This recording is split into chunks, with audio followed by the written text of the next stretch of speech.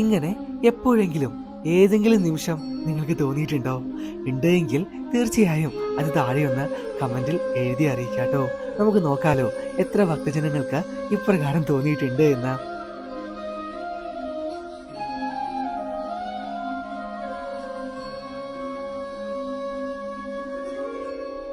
ശ്രേഷ്ഠ വചനങ്ങൾ ഭാഗം 174.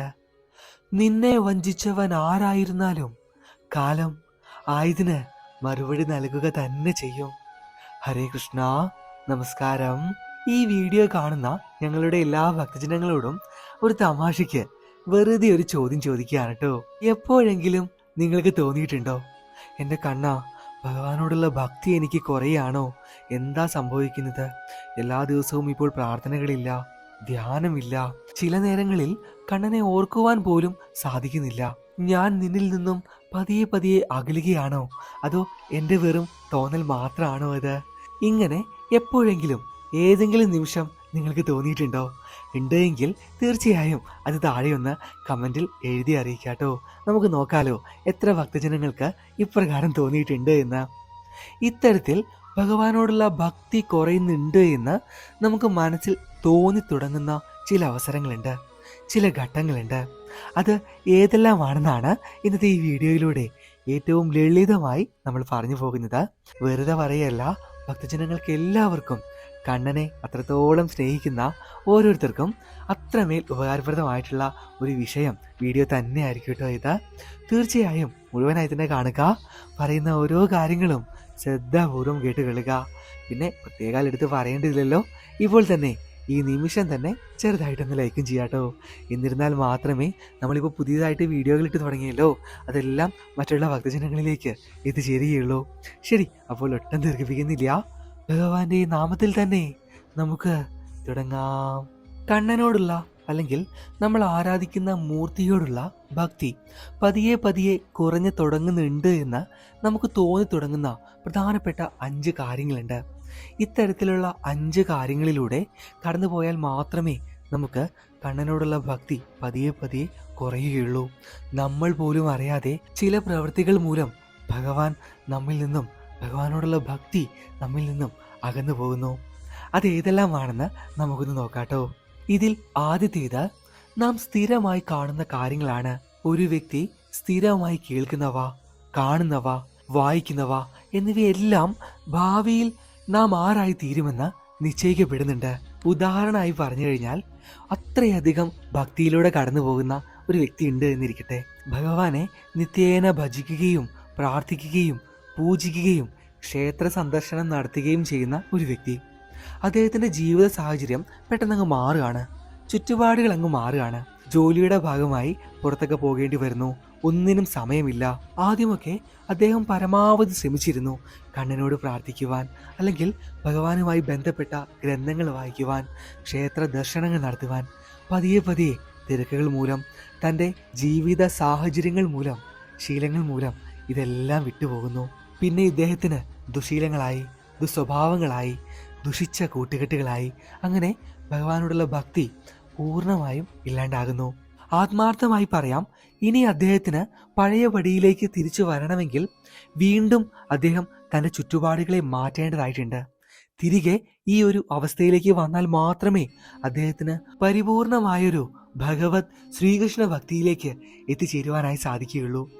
ആ വ്യക്തി ചിലപ്പോൾ നിങ്ങളാകാം, ഞാനാകാം, ആരുമാകാം. ആയതിനാൽ ഒരു കാരണവശാലും നിങ്ങളുടെ ജീവിത സാഹചര്യങ്ങളെ, ചുറ്റുപാടുകളെ ഭഗവത് സാന്നിധ്യത്തിൽ നിന്നും മാറ്റുവാനായി അനുവദിക്കരുത്. ഇനി രണ്ടാമതായി പറയുവാനുള്ളത് നാം കഴിക്കുന്ന ഭക്ഷണശീലത്തെക്കുറിച്ചാണ്. സ്ഥിരമായി നാം അതിര് കവിഞ്ഞ ഭക്ഷണശീലത്തിലൂടെ കടന്നു പോവുകയാണ് എങ്കിൽ തീർച്ചയായും മറ്റൊരു പ്രവൃത്തിയും ചെയ്യുവാൻ നമുക്ക് സാധിക്കുകയില്ല. ഇപ്പോൾ പ്രാർത്ഥന ആയിക്കൊള്ളട്ടെ, ധ്യാനമായിക്കൊള്ളട്ടെ, നമ്മുടെ ആമാശയത്തിനും പറ്റുന്നതിനേക്കാൾ കൂടുതൽ ഭക്ഷണം കഴിച്ചു കഴിഞ്ഞാൽ വല്ലാത്തൊരു ക്ഷീണമായിരിക്കും നമുക്ക് ഉണ്ടാവുക. നല്ല രീതിയിൽ ശ്രദ്ധയോടുകൂടി പ്രാർത്ഥിക്കുവാനായി സാധിക്കുകയില്ല, ധ്യാന കർമ്മങ്ങളിൽ ഏർപ്പെടുവാനായി സാധിക്കുകയില്ല. അങ്ങനെ ഒട്ടനേകം പോരായ്മകൾ ഇതിനുണ്ട്. അമിതമായ ഭക്ഷണശീലം, തെറ്റായ ഭക്ഷണശീലക്രമങ്ങളെല്ലാം നിങ്ങൾ പതിയെ പതിയെ മാറ്റേണ്ടതാണ്. ഇത് ചെയ്തില്ല എങ്കിൽ തീർച്ചയായും ഭഗവാനിൽ നിന്നും ഒരുപാട് അകന്നു പോകുവാനുള്ള സാധ്യതകൾ ഏറെയാണ് കേട്ടോ.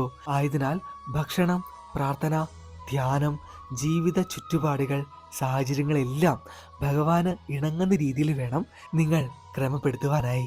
ഇനി മൂന്നാമതായിട്ട് പറയുവാനുള്ള വളരെയേറെ പ്രധാനപ്പെട്ട ഒരു കാര്യമുണ്ട്.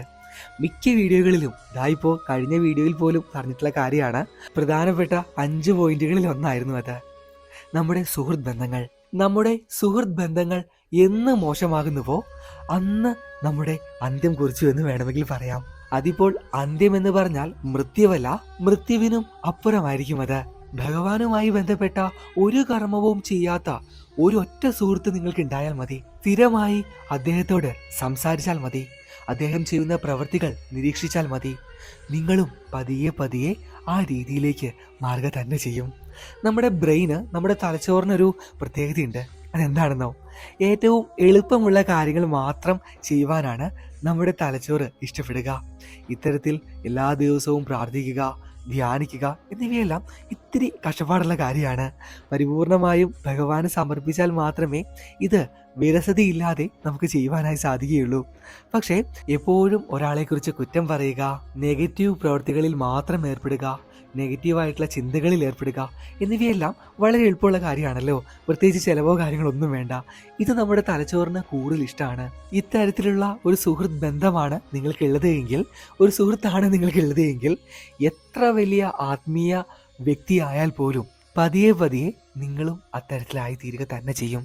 ഭഗവാനിൽ നിന്നും ഒട്ടനേകം കാതമകലെ എത്തിച്ചേരുകയും ചെയ്യും.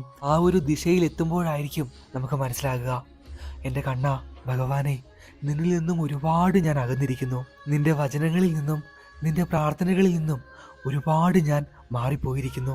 എത്രയും വേഗം തിരികെ എന്നെ നിന്നിലേക്ക് എത്തിച്ചാലും കണ്ണാ എന്ന് ഏതെങ്കിലും ഒരു നിമിഷത്തിൽ, ആത്മീയമായ ഏതെങ്കിലും ഒരു അവസരത്തിലായിരിക്കും നാം കണ്ണനെ വിളിക്കുക.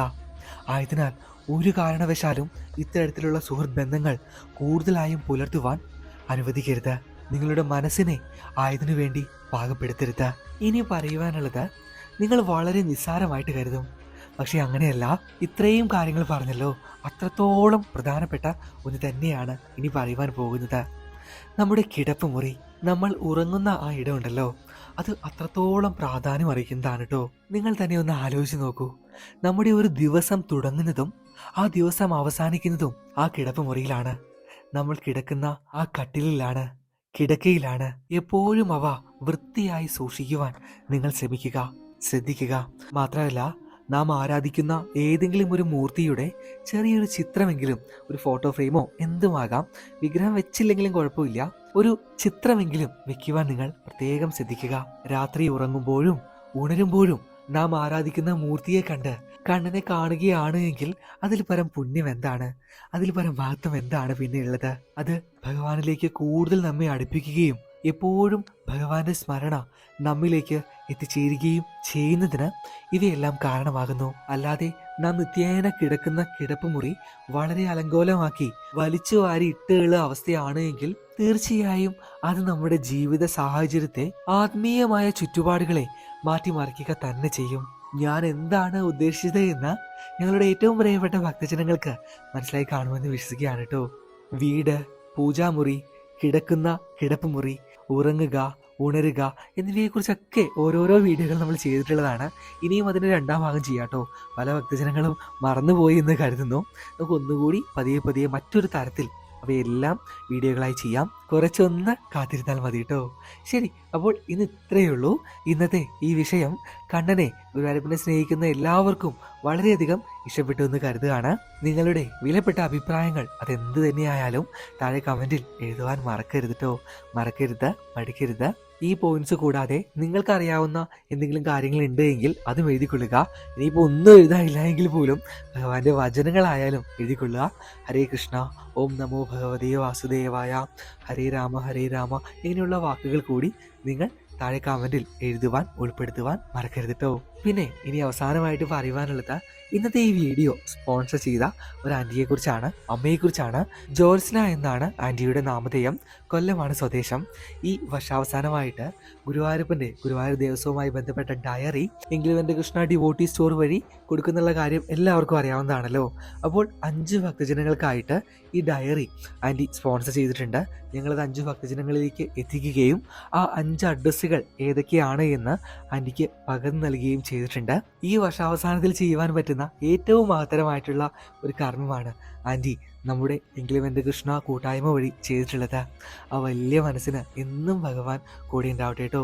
ജോത്സ്ന ആന്റിക്കും ആന്റിയുടെ കുടുംബത്തിലുള്ള എല്ലാവർക്കും ഭഗവാൻ തുണയായി ഉണ്ടാവട്ടെ എന്നും ഈ വേളയിൽ പ്രാർത്ഥിക്കുന്നു. ശരി, അപ്പോൾ വേറെ ഒന്നുമില്ല. ഇതേപോലെ നിങ്ങൾക്കും വീഡിയോകൾ സ്പോൺസർ ചെയ്യാവുന്നതാണ്. വിശദമായിട്ടുള്ള വിവരങ്ങൾക്ക് നമ്മുടെ എങ്കിലുവെൻ്റെ കൃഷ്ണ ഡിവോട്ടി സ്റ്റോറിൻ്റെ ഒഫീഷ്യൽ നമ്പറിലേക്ക് ഒരു മെസ്സേജ് അയച്ചാൽ മതി. തീർച്ചയായിട്ടും സ്പോൺസറിങ്ങുമായിട്ട് ബന്ധപ്പെട്ട കാര്യങ്ങൾ അവർ പറഞ്ഞു തരുന്നതായിരിക്കും. ശരി, അപ്പോൾ എത്രയും പെട്ടെന്ന് തന്നെ അടുത്ത ക്ഷേത്ര വീഡിയോകളും ഇതേപോലെയുള്ള കൂടുതൽ അറിവുകളൊക്കെ ആയിട്ട് നമുക്ക് കാണാം. ഭഗവാൻ ആ കള്ളക്കണ്ണൻ എല്ലാ ഭക്തജനങ്ങളെയും 2 കൈ നീട്ടി ഈ വേളയിൽ അനുഗ്രഹിക്കട്ടെ എന്ന് പ്രാർത്ഥിച്ചുകൊണ്ട് നിർത്തുകയാണ്. കാണാം, പാകലാം. നന്ദി, നമസ്കാരം.